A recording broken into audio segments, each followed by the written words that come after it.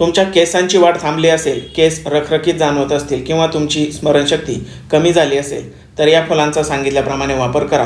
तुम्हाला हमखास फायदा होईल. या आणि अशा अनेक घरगुती उपायांच्या माहितीसाठी आरोग्यदायी आयुर्वेदला लाईक आणि फॉलो करा. मित्रांनो, ही आहेत गोकर्णीची फुले. काही ठिकाणी या फुलांना अपराजिता या नावाने ओळखले जाते. ऑनलाईन देखील ही वाळवलेली फुले विकत मिळतात. आपण साधारण 3 ते 4 फुलांचा वापर एक वेळच्या उपायासाठी करायचा आहे. यामध्ये 1 कप एवढे गरम पाणी घ्यायचे.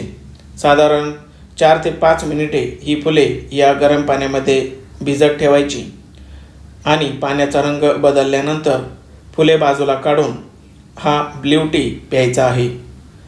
या काढ्याचे अनेक फायदे आपल्या शरीराला होत असतात. हा चहा नियमित घेतल्याने केसांचे आरोग्य सुधारते. डोळ्यांसाठी देखील हा चहा उपयुक्त आहे. स्मरणशक्ती आणि एकाग्रता वाढवण्यासाठी हा चहा